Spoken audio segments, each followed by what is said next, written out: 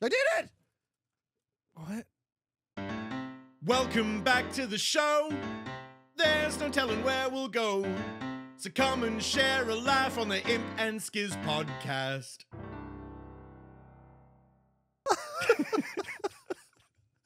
Okay. So we're going to talk a little bit about obsession. I'm sorry. Here's what's happening right now. We're still laughing at that opener. Like we planned the whole thing out or whatever. And that was like that one that took me longer than it should have. That did take probably a solid 5 minutes. Yeah, it really got me in the zone. Yeah. I didn't have to act at all. So let me be very So here's the deal. We're gonna talk about that opening bit first of all. So if you're listening to audio only, there's no way I'm gonna put that opener on audio only. If you're audio only, what just happened is Impulse went through a series of boredom stages while I was doing a Rubik's Cube until I finished it. Okay, and but my direction, if you will, was I'm gonna say phase 1, phase 2, phase 3, and you're going to be bored, and then you're going to be like really bored, and then nodding off, and then you're asleep. So I was doing the beginning for some reason, like it was like something got wonky in the beginning. And I was like, I hit some sort of snag here. I don't know what I messed up. It doesn't matter. The beginning's the easiest part. I don't know what happened. Anyways, I'm doing it, and Impulse is all, well, the good news is I'm not really acting here. And that was really funny. Well, I got into the zone. And then I say phase 4 because I knew I was going to be done soon. So then you started doing the fake snoring, and it was hard for me not to start laughing. But then I said, I'm going to jar you awake when I say, I did it. But dude, your reaction to I did it was gold, man. So gold. Like there was a part of me that was like, how long was I doing this? Did he really fall asleep? I like kicked the table, dude. I thought I was going to knock over her drinks. That was so good. So why the Rubik's Cube? Yeah. Yeah. How'd that come into play? Well, here's why. So I've never been able to do a Rubik's Cube. Yeah, me either. I like never. I actually saw this thing. Somebody had asked this guy, what's his name? Vaughn something. I don't know. This is a famous guy for some reason. I have no idea what he's famous for. If you know what I'm talking about, you know what I'm talking about. He seems like a really nice, quirky guy. And they said, here's your options. Either a year in prison, or what do they say? You're in prison and you can leave as soon as you finish this Rubik's Cube, or you are there for a whole year. And he's like, what do you think it's going to be? Which one? And he said, I'll stay there for the year. And they said, really? They said, you don't think you can do the Rubik's Cube in under a year? He's like, no, I could probably take me a week to do it. And I remember that moment being like, I don't think so. I could be wrong here, but I think unless you have the brain to figure it out, you can't do it. And what I mean by that, it's not like I played Rubik's Cube enough and all of a sudden now I know how to do it. I had to watch videos and stuff, right? Mm-hmm. But I did it because I've always thought it was really cool when people could do a Rubik's Cube. Now, let's take a step back for a second. This was all jumbled up and I got it into its normal state, and that feels good. I did it because I watched a lot of videos and just to get it down. Have you seen the people that can do this? Like super fast? Not only fast, blindfolded. You give them a scrambled up Rubik's Cube and they go, and they memorize where everything is. Yep. And then they put it down on the table. They put a piece of paper in it and they go, and they're done. Makes no sense. And the reason it really doesn't make sense to me is because, like I said, I watch videos. I arguably know how to do it. That was probably 200 moves it took me. There's no way. I don't get it. I don't understand how they're doing it, but they are on a whole nother level. So if you're watching and you're a Rubik's Cube master, that was very hard for you to watch. So I'm very sorry. I get it. However, the Rubik's Cube is something that's always fascinated me, and I've never tried to do it. Correction. I've tried many times to do it. I never wanted to look I got stuff so up. frustrated when I was a kid. I just peeled all the stickers off and rearranged them. Yeah, well, I was like, hey, I did it. And all the stickers are like partially coming up now because I tore the glue. You can't be that guy. Yeah. Can't be that guy. But I couldn't do it, man. I could never figure it out. And the one and only time I'd ever done it was when I literally never looked at it. I was reading a piece by piece, like do this, then that. And then when it was done, it was all put together, but it didn't feel good at all. Right. Mm-hmm. I wanted to be able to get to a Rubik's Cube and it's jumbled up and then I can put it back to this. Impulse, I don't know where that obsession came from. And we're talking about obsession today. Mm-hmm. And I don't know where it came from, but I do know that it still is something that lies within me. And this is a relatively new thing. And I think it's in response to, I've been very stressed out lately, and this is very therapeutic because when I'm doing this, I can't think about other stuff, right? So it's very, very therapeutic for me or whatever. So I was like, I'm just going to do it. I'm just going to learn how to do it. I'm never going to figure it out. That's why you didn't want me making you laugh, because you break your train of thought. Yes, and this is screwed up. Yes, and I'm not good enough to where if I'm like, if I go, I'm like, okay, then this. Oh, I want. Oh wait, what was it? Now I got to start over. I'm not good enough to recognize where it's at and fix in flight. So I decided, well, here's what I'm going to do.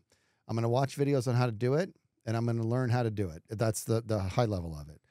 But I'm going to keep doing this process until I don't need the videos anymore, to where eventually somebody could throw me a Rubik's Cube that's as messed up as it can be, and I don't need to reference anything other than my own brain and get it done. That was my success criteria in regards to getting to the other side. And something switched in my brain that said, this is such a useless gift to have. I get it. I understand that, but I still want it.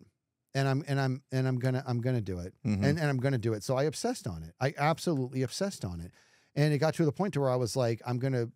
There's certain phases throughout what it is to do this, and I'm gonna crush each one of them. Now the first phase, I can actually do without the instructions, which is indicative that I'm doing it wrong. You know what I mean? I'm sure there's a far more efficient way to do it if I would just read it, but I didn't need to, because I can do the first phase.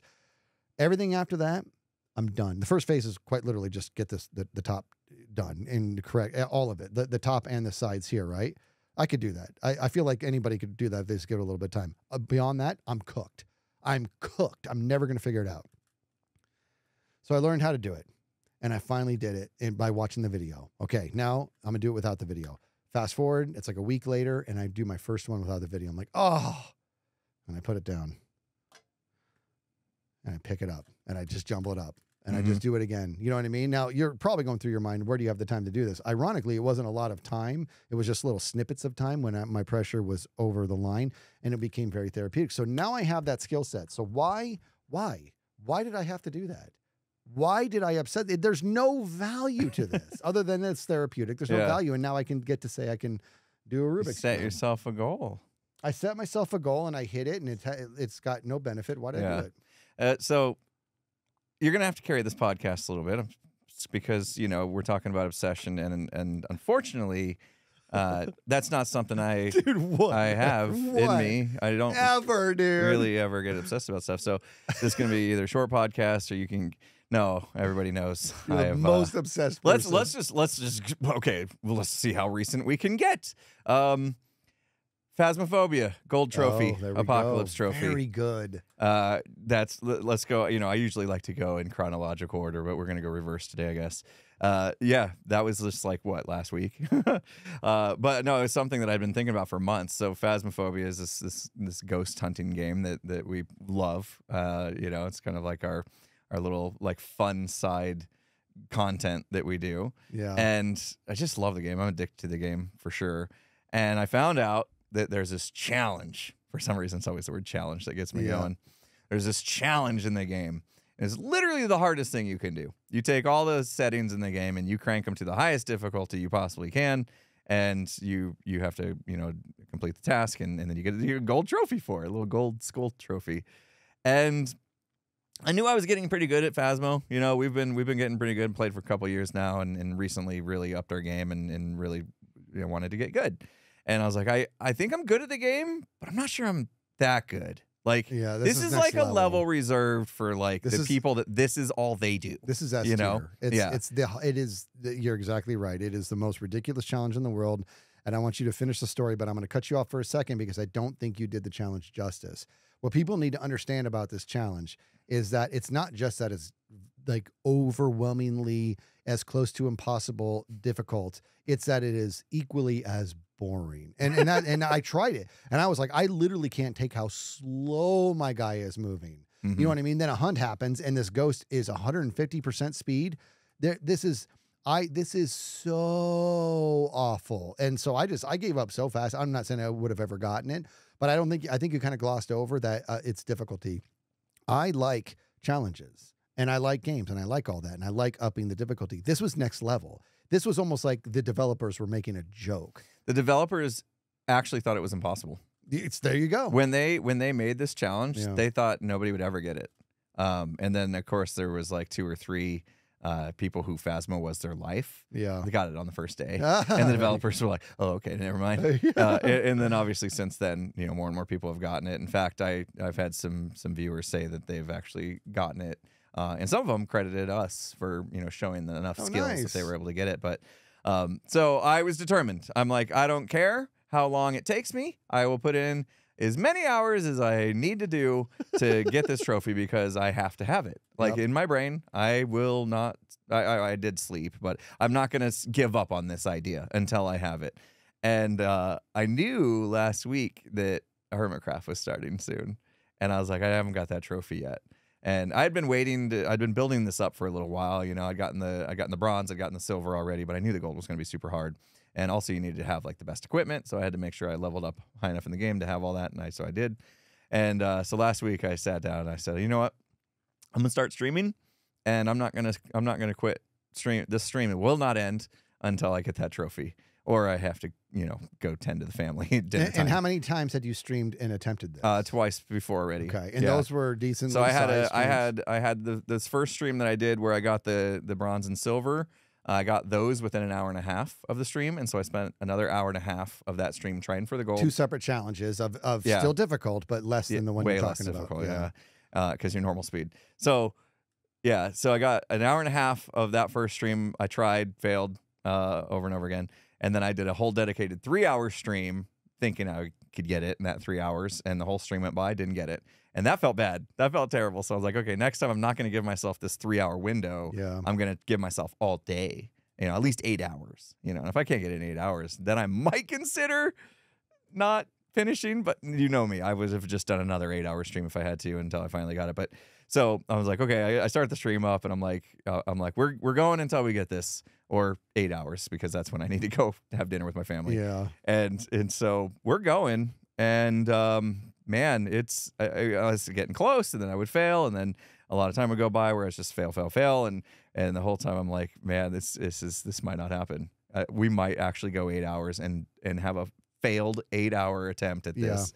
And finally, in hour 7 hours into the stream, it finally happens. 7 hours. The perfect and this is one of those challenges where the game randomization, because a specific ghost needed to spawn that I'd be able to figure out, with no evidence, and it needed to be in a certain location in this giant map, to where I didn't have to walk so far, or there was like objects that I could dodge the ghosts around and stuff nearby. So like the perfect scenario had to present itself. The perfect achievements, objectives that you have to cross off had to be on the board when you start. So there was a lot of times I'd log in, or I'd come into the truck, see the objectives, and be like, nope, and reset over and over again until I got the perfect lineup. And so finally, hour 7, man, we get it. It all comes together. Got the right ghost, got the right objectives, and it's in the right spot on the map.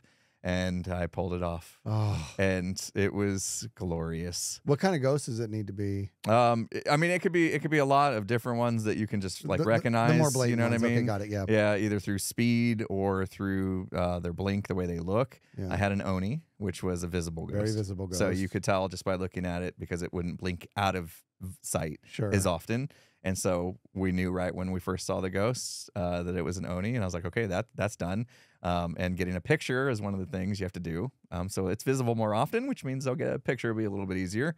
And it was around this table that you can kind of dance with the ghost, and it can't get you if you play it just right. And so it was perfect. Wow. So we got it, and it was like super, super exciting. And there was a huge buildup, obviously. I mean, we're talking like 12 hours of effort to finally get this challenge done. Not counting the learning buildup of the last 2 years, Yeah. And we get it done, and it was a huge sigh of relief. I got the trophy. It was a moment, hands up in the air, big celebration. And then I shut down the stream after that, and I walked into the house, and I had that moment of, now what? Yes. You know what I mean? Well, not only now what, but they gave you a trophy for that, right? Yeah. It's actually a really cool looking trophy. Show me the trophy. It's a digital thing. I know. It's in the game. It's not even real. It's not even like that's. I need to get one made on Etsy or something, so I can put it on the shelf. It's not even real. Yeah, look. See my trophy for this? Nothing. Like it's not even real. It's intrinsic. There's something inside you. There's did something inside you when you did it. obviously we think it's pride, and it may very well be. And I'm not suggesting it's not. You feel proud for being able to do this, but it's more like the extinguishing of some sort of anguish that we placed on ourselves. And that is something that I think is worth talking about in regards to what it is to be obsessed about. It's almost like I didn't feel whole. Like once I had it in my mind that I had to have this, I didn't feel whole until I got it. Yes. And then I felt whole for a little bit until I realized now I'm not sure what to do with myself next. Yeah, because you put so many eggs in that basket, and that is sort of one of the interesting drawbacks of obsession, especially God, what's the not? I don't want to say not well thought out obsession, but just like where it just comes out of nowhere. Another example that you and I were doing MCCI. And we were doing like this really difficult parkour course, and you can just opt out whenever you want. It's a little testing thing. It's a Minecraft world where we're doing some parkour. It's very, very tough. I'm very bad at parkour, and something happened, and I was live on stream, and I was like, I can't quit till, and it kind of ruined your time because we were there to do stuff together. Yeah. And I'm like, I can't. It's happening. I can't move on. If I move on without doing this, I'm going to have that hole that you're talking about. I just got to fill the hole. That's it. And I've been able to keep this. I used to be an overwhelmingly obsessive kid when I was younger. And when there was a skill set that I wanted to do or something I wanted that took some sort of effort, some sort of relentless effort on my side, then that was going to happen. And it was every time. And I dropped that baggage a long time ago, but it still lies dormant in me, and it peaked itself there. Yeah. It peaked itself here. You know, and it's just like every once in a while something happens where I'm like, I am so obsessed with having to do this, it's consuming me. And I think it's a good idea to be able to identify when those are and find ways to mitigate putting that hole to rest. So when you tried to do it, so you said you got bronze and silver in other streams. Had you had any streams where you tried for gold? Or was this... Yeah, I did a 3-hour stream where it was dedicated to getting the gold, and I did not get it in the 3 hours. Now take us through where Impulse was at the end of that stream. Oh, I felt terrible. Like I felt like I was a failure. You know what I mean? Like I had a goal that day to get that done. Everybody was there to see it get done. And at the end of the 3 hours, it wasn't done. And we had to hang it up. You know what I mean? We had to walk away unsuccessful. Yeah. And that felt absolutely terrible. Like everybody that was excited to show up and see me accomplish this all must have tuned at the end of the stream, felt let down. You know what I mean? And I put that pressure on myself and then I realized, oh, okay, I must not be as good as I thought I was. You know what I mean? Like then all of a sudden the doubt started coming in. Like maybe I'm not good at this game. You know, if I can't get this done, it's just that hard. You know, and I realized that, and I was like, no, I just need to give it more time than this. Like this is one of those things that takes an incredible amount of patience. One, you said like you walk slow, so it takes an incredible amount of patience. You know, and I think patience plays into obsession a lot too. You know, it must have taken a lot of patience to watch all the videos and practice the Rubik's Cube stuff. You know, can't imagine how much time you had to spend, you know, figuring all that out.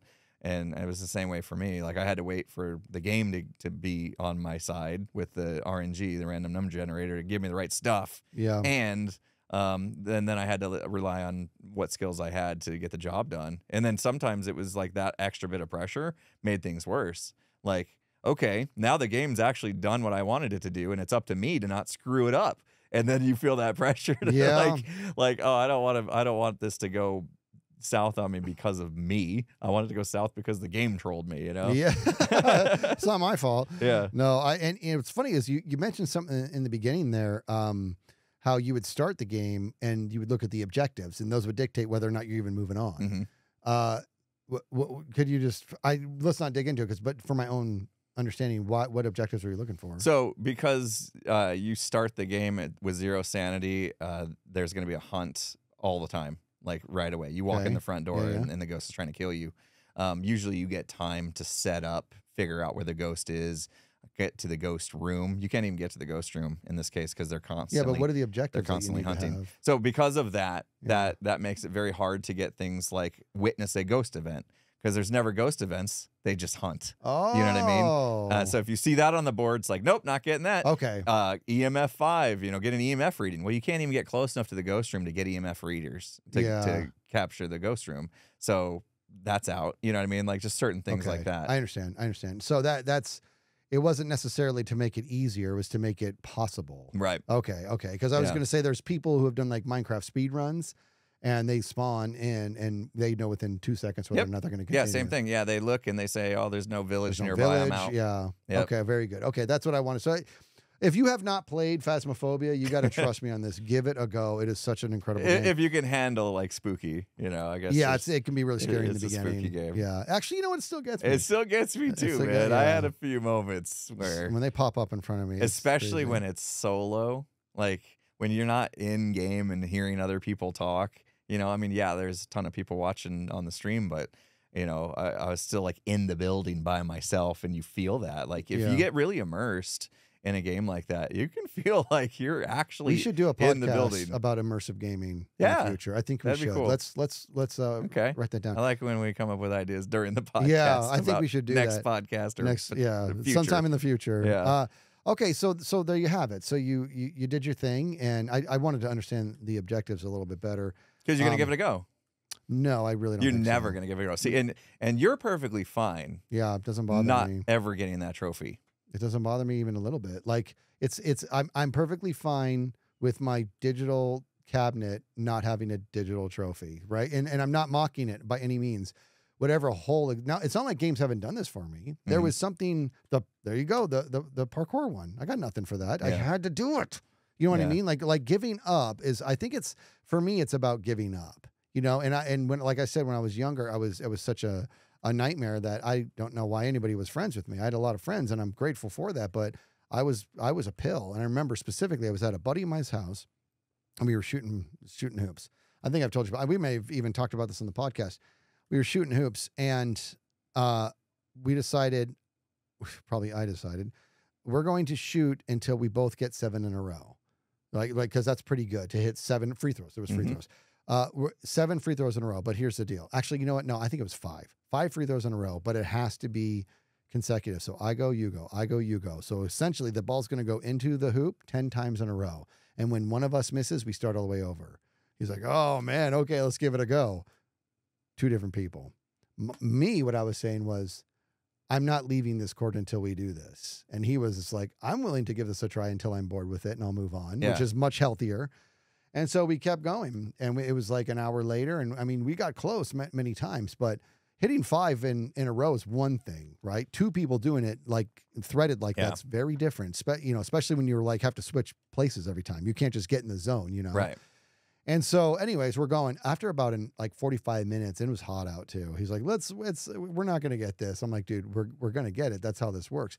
He's like, dude, let's get some water. I'm like, no water until we get this. I don't believe me, dude. I am not that person. I was a young kid. And he's like, okay. And he was a great friend. And we kept going. We kept getting closer. And then you could see him getting invested because now he's interested in stopping. But it was also like right in front of his eyes. It's like, dude, we're both getting better at free throws right now. Like just trying to do this silly little game. You fast forward. Now it's been probably about an hour and 45 minutes to 2 hours. It's hot out. We're both miserable, this is foolish. We should have gotten some water and gotten back after it. But I'm so crazy like that, that to me, even taking a water break was this small micro version of quitting. So my objective was, this is what we're doing until we get it. 2 hours later, whatever it was, we pulled it off. Like I think God was just like, enough's enough. Put the bullet. Well, you know what I'm I mean? curious to know how long you would have actually continued to go. I am too. If you just couldn't make it happen. I had like, would you be out there at midnight? Would you be out there? You know what I mean? I think at the very least, I would have succumbed to the idea of somebody bringing us water. You know what I mean? Like this is very dumb. You know what I mean? I was a very young kid. This is how crazy I was about getting good at something or setting a goal. Like if I set a goal, then that goal was going to be a part of my life that I got to check off. That's what was going to happen. Once we got it, I was happy. He was like, oh, we're done. We did it. Let's go inside. Thank God this is over. Yeah, he was such a good friend. Yeah. He was such a good friend, and he just put up with it. But I felt like, see, the thing is, he got to go back inside. I got to fill the hole. You know what I mean? So I shouldn't have drug him into that. But there was a little piece in there that is worth talking about. And that's when I said, right in front of his eyes, we were getting better. There is a place where obsession has a lot of value. And you're going to see it as a component of some of the greats in the world.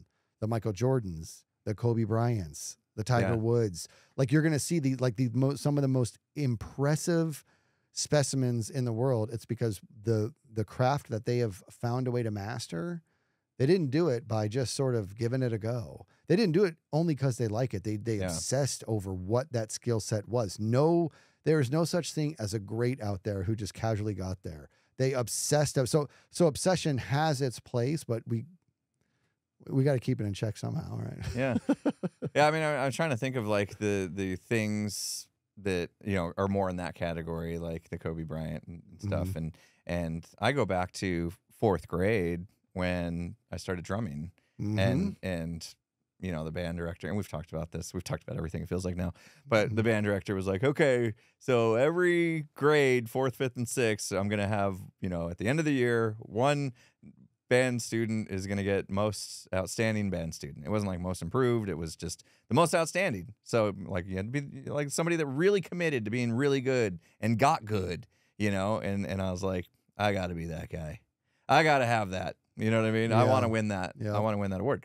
And luckily, I had a buddy too who was very much like me. In fact, he also was named Scott. Yeah. Like, so we were the two Scotts that were inseparable. Like we were best friends, and we both It was started drumming. probably a mirror, bro. Yeah. Yeah. So both of us kind of fixated on this idea that we could do it, and we would just do nonstop practice. Like every day school would get out, and we'd be like, dude, come over, we're gonna drum. We're gonna get better, you know, and two of us would just challenge each other back and forth to get better and better. And it was like, it's all I remember of 4th grade was just me drumming all the time. Yeah. You know, because I had to have that award.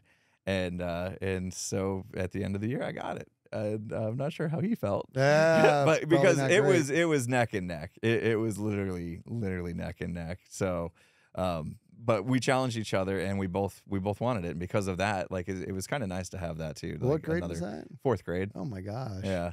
So I ended up getting kind of good quick, you know, because I was obsessed with that just nonstop on the drum pad. Actually, I can't imagine how you would have taken that had you not won. Had he won, yeah. It would have been interesting. Do you think you would have kept drumming? Yeah. I think I would have, because then I would have been like, okay, well, next year I'm definitely getting it. Yeah, fair. And then I probably would have been like, okay, yeah, let's hang out and practice. And then when your mom picks you up, I'm going to practice for another 5 hours. You know what I mean? I would have gotten that much more obsessive about it. And maybe that would have been a good thing, because I could have gotten even better than just accepting like, oh, I did it. You know, I can lay back now. But, you know, so I started drumming in 4th grade as well.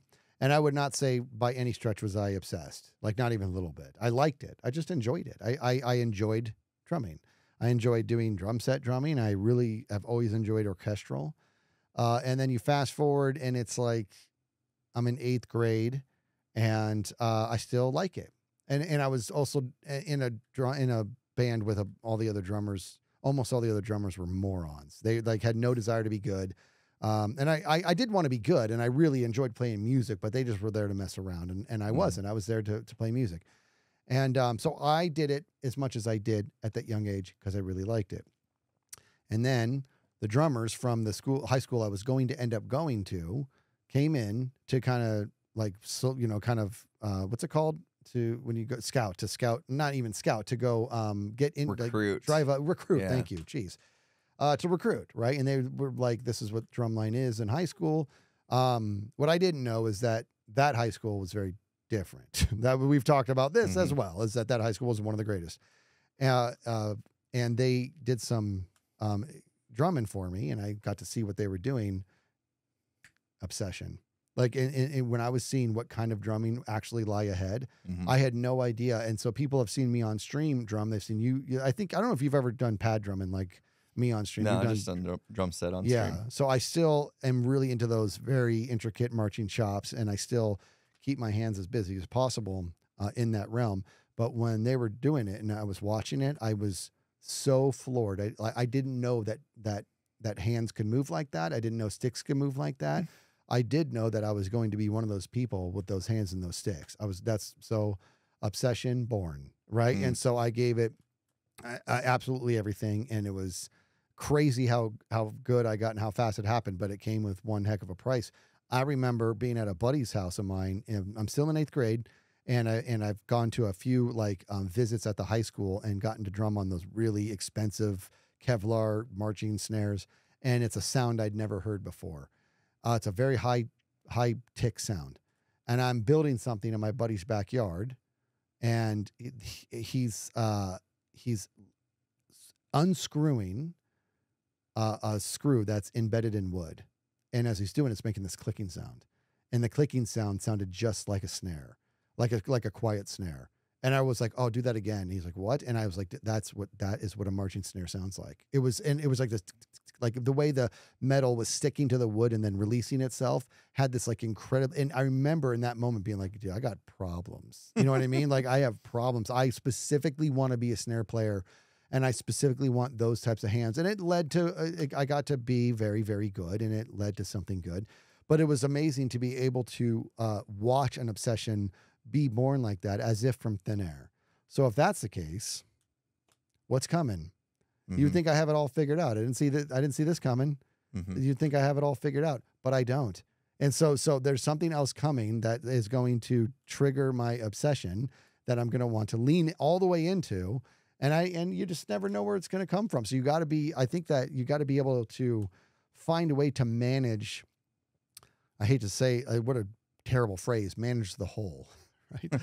I've had streams before where there was a goal I had, just like you, and I wasn't able to achieve it, and you're left with kind of a hole at the end. Yeah. But you gotta move. So you gotta find a way to manage it and get back after it. You know what I mean? Like if this is, I don't think obsession should be looked at as a bad thing specifically. I think that it should be looked at as something that needs to be managed, or it will consume you. You know what would have happened?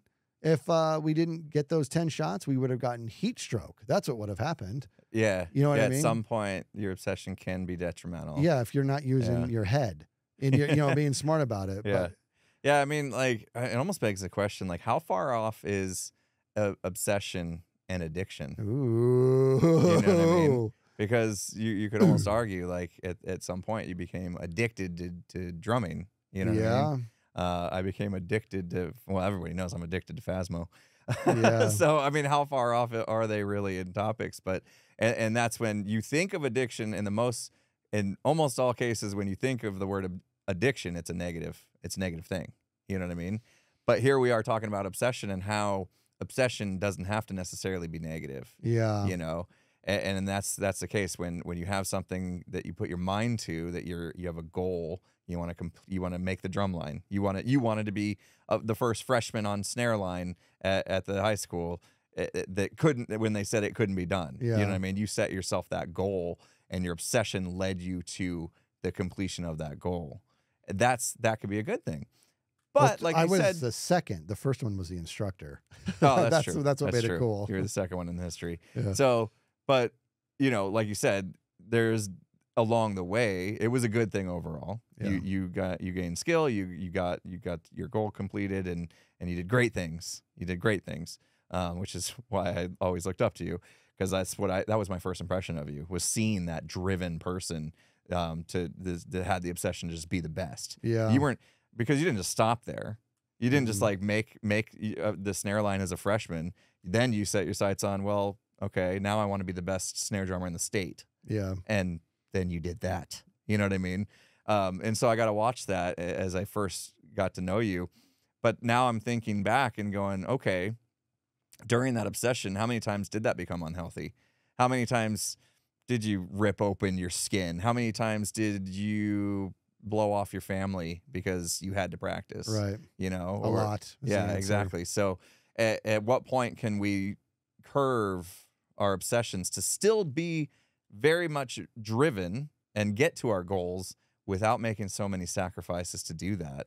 I think that's where, if we can solve that, then we have something to give. Like we can help the world. You know what I mean? Yeah, no, I agree. That's a very challenging thing to do, is balance that. Yeah, and I think it really comes down to, if your goal is to be the best in the world, or if your goal is to be considered one of the best in the world, then you have to be completely cool with the idea that nothing else is going to be on your radar. And the reason I think that's the case, now I am speculating here. I want to be very clear here. This is just my opinion. I think the reason that's the case is because you're competing against so very many people where nothing else is on their radar. You see what I'm saying? Like you, in order to be the best in the world, there has to be nobody else who is better than you. Well, the people who you're going toe to toe with, they're doing nothing else. They're doing nothing else, right? And I remember having small goals in the beginning there when I was just learning how to hold the sticks proper. And my biggest competitor was somebody that had been doing it for a while.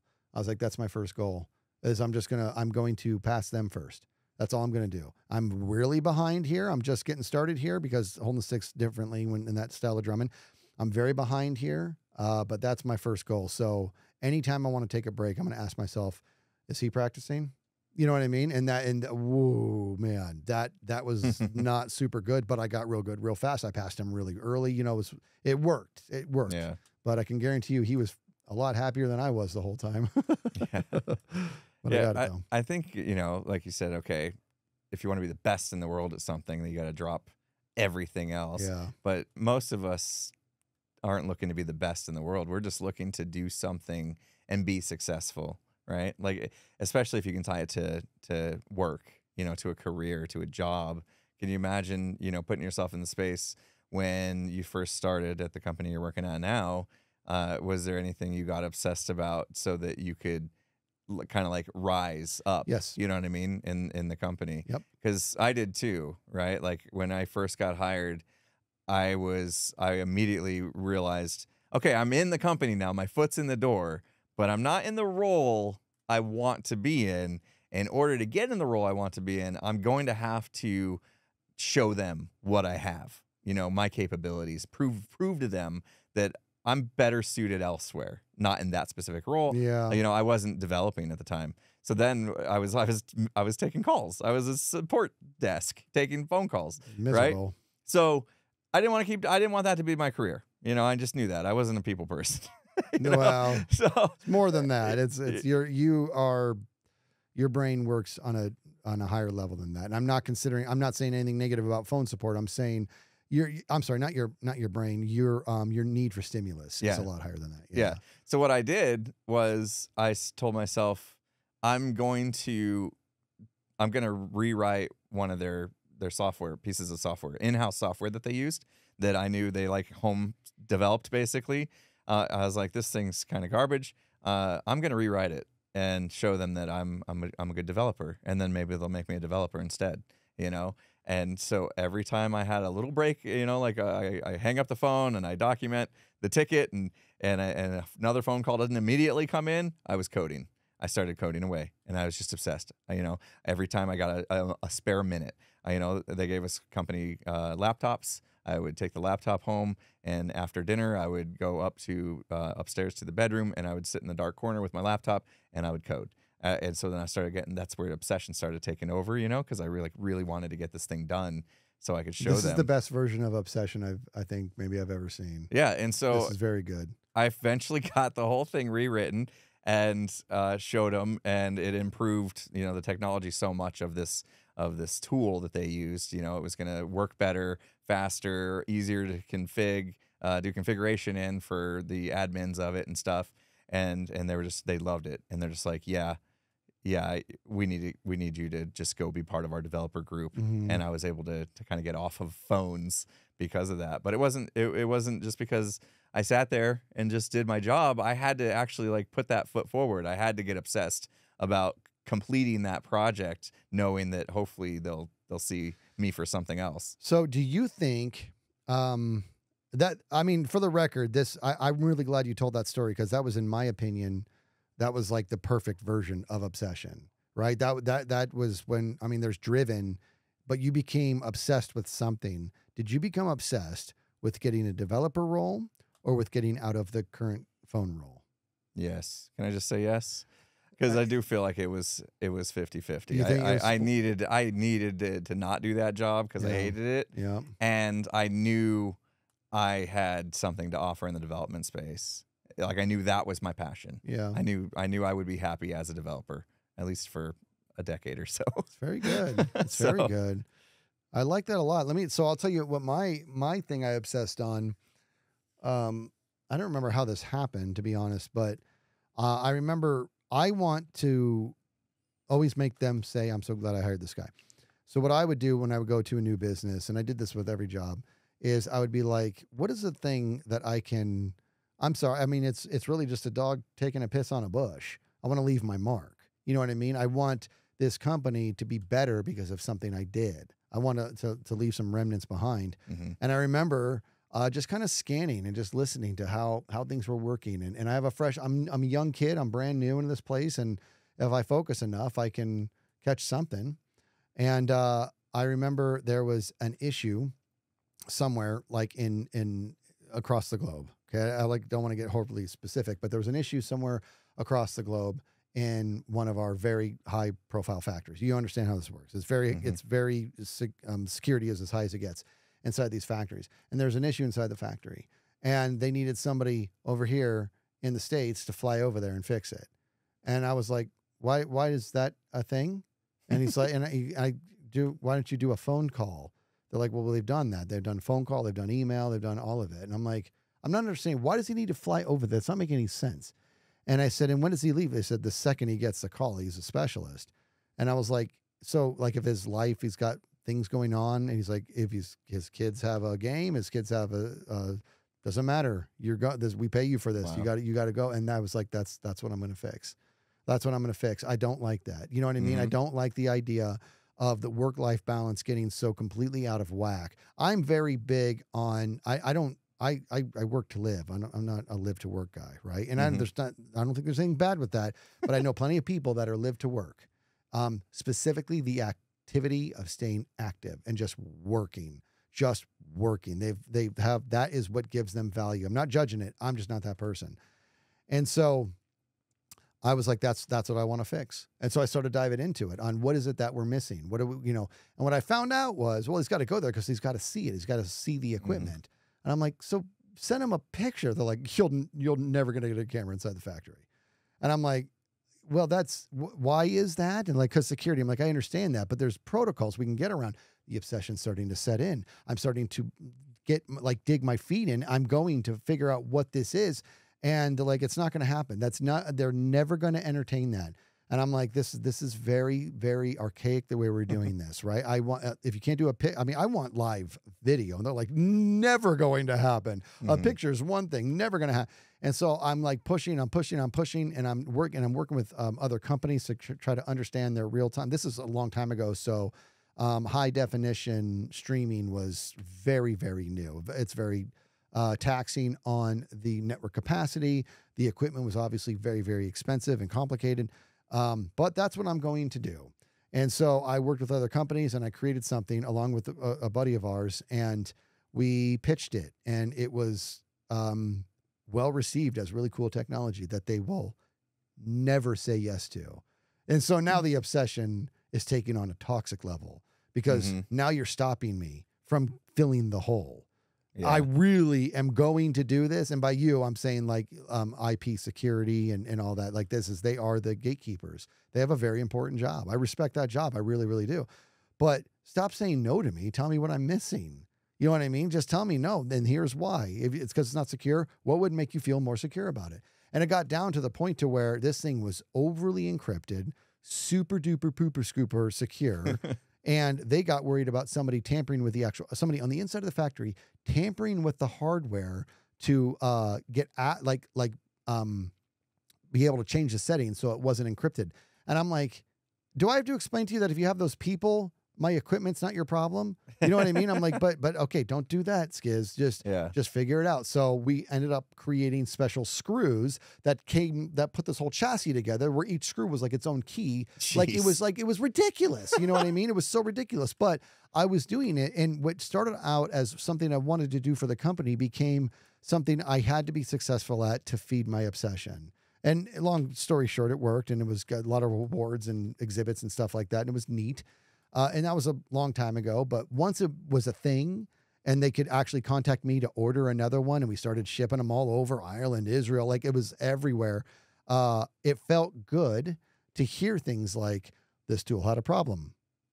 They contacted the specialist, and they were like, you're going to hop on a plane. And somebody said, wait, there's some sort of weird camera thing in the factory now we can use. You might be able to take a peek at it.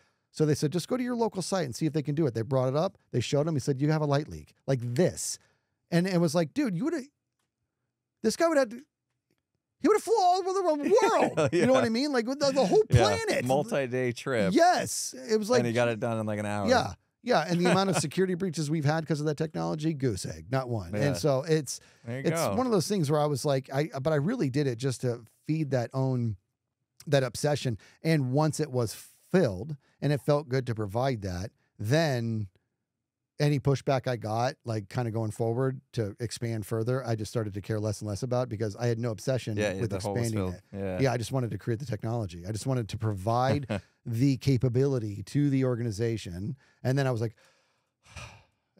now I actually don't want anything to do with this because I'm getting nothing but static anyways. I remember that when you were ready to just move on. I was like, dude, aren't you really proud about doing all this? You know, and you're just like, yeah, I'm over it. I'm over it, dude. I'm just done deal. Yeah. Filled the hole. What's next? Yeah. Yeah, I get that. And so, yeah, there you go. That was a good example because obviously your obsession led to great things. You've made the lives easier, especially for those specialists that no longer have to bail on their family at any given moment. They can just pull up a camera and do things remotely. You've made their lives better, but also the company saving money because typically that means that something's broken. They're losing money by the minute. Yeah. Right. Now you got to pay for travel. Yeah, you got to pay. Yeah. And then now they can fix it quicker, get back up and running, and they don't have to pay for flights and stuff. This is a factory big deal that runs that we call it's a factory that pretty much spans the entire planet, and it's running every second of every minute of every hour of every day of every week of every year. It's always running. So you're right. When something's down, it's like a crack in your piggy bank. It's just leaking money. Yeah. And so you're right. So it had its merit, but I'll tell you, here's proof that that whole thing was about me. As good as it felt to provide something good, I am pretty sure, because I left that countless years ago. But before I left it, I met with a group that should have been doing this because they're kind of in that realm, and I kind of mentored them on creating their own solution or whatever. I never followed up. If I was a betting man, I'd say that technology doesn't exist anymore. And I had to go in the factory like months ago for something, and I was walking down and I saw one of my old units like sitting there like dust on it. It should be in a museum. Well, no dust. It's a clean room. It looks brand new because it's a clean room. Yeah, no dust at all. Oh man, that would be cool if there was like dust and cobwebs and stuff. If it wasn't in a clean room, it would have had cobwebs, you know. But I remember looking at it being like, and I just chuckled. I wasn't upset because I filled the hole, and if they didn't want to run with it, that's okay. I'm all wrapped up here. I took care of myself. Well, that's what it is, and I don't know. I don't know if I'm ever going to be able to shake this. I think it's just something that you never see. Here's another. Well, I mean, it's a good prime example. You gave a story from when you were very young to not so long ago. You know what I mean? Like the fact that the obsession has been a thing your entire life from what you remember. Yeah. You know, and same with me. You know, I have stories from when 4th grade, and that, you know, I could probably, if I really thought about it, I could probably think back to even younger, you know, to last week. You know, and it's still going. You know, I obsess about so many things, you know, especially when it comes to like technology and quality, always trying to improve quality and stuff. And you know, every week you come in to record the podcast, I've added some new light or something. Your obsession's benefiting me a lot because you are upping our quality, and I'm very grateful for that. I really am. So it's good, but you know, I guess the bad side of that is because I like technology and it comes with price. I got to buy devices and stuff, so it drains a bank account. There's always a give and take when it comes to obsession, and I think time was a big one when we're talking about how much time we put into practicing and maybe missing out on family events and stuff. You know, I'm obsessed over beating Blaster Master when I'm a kid to the point that you know, my dad gets tired of waiting for me and pulls the power to the house. Like, you know, nobody told me about this. That's one of my favorite ones. So, you know, it's always been a thing with me, and the fact that it's been a thing with both of us, because we're not the same people by far, you know, but the fact that we both have kind of an obsessive characteristic to the way that we conduct ourselves is pretty interesting. It makes me feel like maybe it's a thing like almost everybody has. You know what I mean? It could be. I think it could be, and I think that there's some people are more prone to it, right? And I think that somebody like you and I have the capacity to get triggered by certain things that create obsession. Mm-hmm. Right. And so, but I don't think it means the same thing to everybody. I think that a lot of people almost or healthier with it. Way healthier. Yeah. I am not advocating to be like us. Yeah. This is just. I was walking down. I brought a prop for this. I was walking down the hallway. It was some year in high school. I don't remember. I'm walking down the hallway, and I see this guy spinning this book on his finger, walking down the hallway. Oh, this is gonna be interesting with the microphone if you can pull this off. I know, that's what I'm kind of worried about. I gotta lick my finger. I see this guy spinning this book on his finger. Okay, like I'm like, what? Like it was like I've never seen anything like this back in high school. Never seen anything like that. The day couldn't finish fast enough. I'm like, I just want to go home, and I'm going to come back tomorrow, and I will have that skill. I mean, that's a ridiculous thing to say, but I'm like, that's what's going to happen. So I got home, can't talk, went into my room, and I was like, so how did he? And I went like this. And so I walked in my room, and I grabbed, it was like my math book, a hardback math book. Mm-hmm. And I closed the door, and I'm like, that door doesn't open until I can do what I saw that dude do. And so I went into my room, and I'm all, and it just like for an hour, it's just falling off my finger. I can't, all of a sudden, as I do it, it starts to sort of stick to my finger a little bit as I'm like kind of find the center. And it was like, I think I was in the room for like 3 hours or something like that, dude. And the next thing I know, I'm like nervous. I know. See, every time I do this, people get nervous. Next thing I know, I've got this book, and it's cooking. It's absolutely cooking on my finger. And I'm like, and now all of a sudden, it's not nearly as appealing. How weird is that? It's not nearly as appealing. Like, I was like, I can do it now. I did it. And I went and I left my room and I had dinner. You know what I mean? And so now I can do it. I don't know why I'm like that. I'm like that with Eminem lyrics too. Whenever I listen to Marshall Mathers and there's a specific part that is super fast and super intricate and super clever and enjoyable to listen to. And I mean, specifically, it's got to be fast and it's got to be hard to do. Mm-hmm. I become obsessed with crushing that. You know what I mean? So I'll just play it over. The Bill O'Reilly thing. It was your idea. I became obsessed with doing. I was gonna say, man, like you came into that to do that bit, and there was no cue cards, there was no prompter.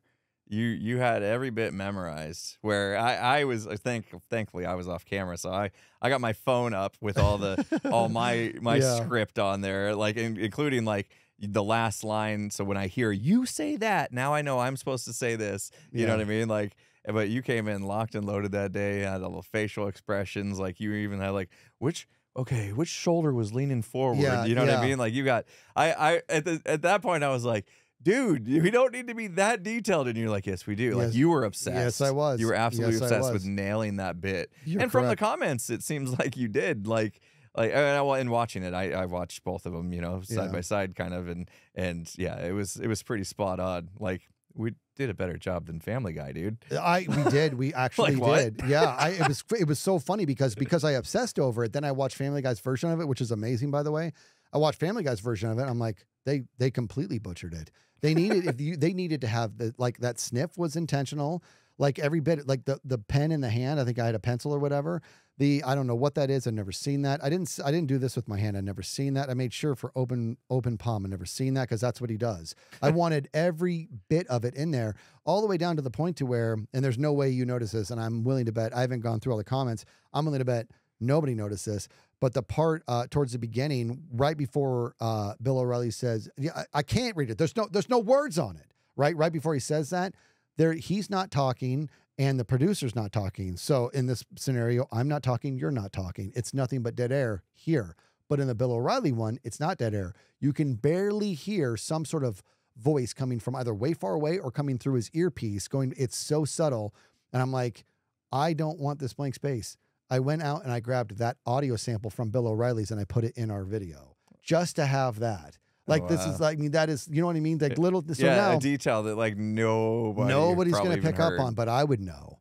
And so if you go back and you watch it, you're going to hear some sort of like some little thing that is the audio bit from Bill O'Reilly. I just wanted to be in there.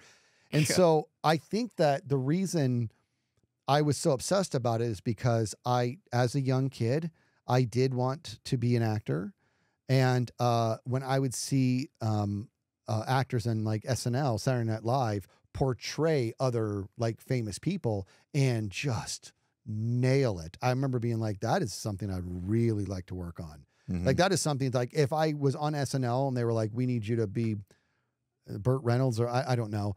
I would be like, let's do it, because I don't know if you remember, I mean, God rest both of them, but Norm Macdonald used to do a Burt Reynolds, and he wasn't like really a good Burt Reynolds, but it was so good at his version of it that it was just like, it's not like he phoned it in. He studied this guy. Like if I was given that task, I would study the target obsessively and that's what I did with the Bill O'Reilly one, man. Yeah.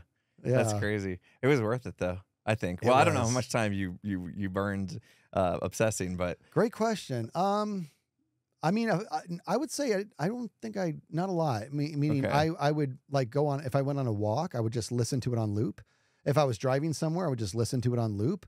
So it got to the point to where I got the words and the timing down really well, but it was audio only. Then I'm like, it's time to start looking at the video. I want all this characteristics. So if you remember, I wanted to bring a jacket so I could stand up and whip that jacket. I'm like, a couple things. I don't have a suit jacket, and we don't have the same set. We don't have the same set. I'm gonna come out of. I don't want to. He came out of shot too, but it wouldn't have made sense. So I'm like, okay, that part I'm gonna just have to be cool with, and so I was, I thought I was gonna be mounting a camera in the corner to get the whole room so you could stand up and do that. Right. Yeah. I wanted, like, that's what I'm saying. Like, I had to be realistic about it. And you were such a sport too, because I'm like, you're going to be doing the producer's voice, but I was like, but I want you getting every single thing they're doing. And dude, you took it to heart. Like every syllable, everything. Like you were really very exact. The fact that we did that in one take is completely beyond. Oh yeah, that is pretty crazy. I don't understand. That's a little behind the scenes there. One take wonder on that one. Yeah, that was crazy. Made no sense. we were actually, I think we were both ready to do like 8 to 10 takes. Yeah. But it was like we did the first one as soon as it was in done. fact, when we did that take, I don't think we planned on recording it. I think we were going to do we were going to do a practice run off camera, and then I think you said like just hit record just in case. I think you did. Yeah. I think you did. You're like, I said let's just do a dry run, and dude, I said let's do a dry run, and you said let's hit record because you know what, you never know, and you did. I'm like, yeah, all right, fine, and then you did it, and then when it was done, I didn't leave this part in, but as soon as it was done. Like I did that last piece, take it away. And as soon as I did the wink. I knew how I was going to edit this, so I knew we were clear. And I looked at you, I'm all, that was pretty good, man. You're like, that was good. And I'm all, I don't think we need to do that again. You know what I mean? And so we watched it. I'm like, we're done. We can record the podcast now. The cool. obsession paid off. Yeah, there you go. All right, so we talked a lot about some different obsessions that we've had throughout our lives and stuff. How do we wrap this one up? You know what I mean?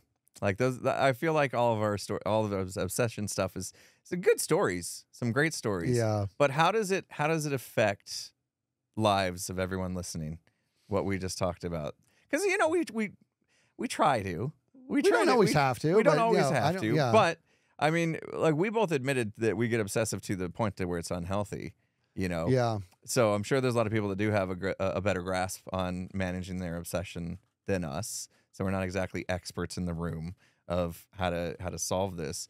But I think if there is any advice that I could offer myself is just recognize when it becomes detrimental, and maybe turns from obsession to addiction or, however you want to classify these words. But when it's starting to eat away at things in a negative way that you're going to regret. I think that's the part. That's good. Because it can eat away time that you would have spent watching TV or something. Yeah, right? exactly. That's fine. That's fine. But like when you're missing your kid's softball game because you can't stop practicing your Rubik's Cube. Like, which I've never. You know what I mean? Like then it's kind of, you know what I mean? Then you got to kind of like be aware of, okay, this is.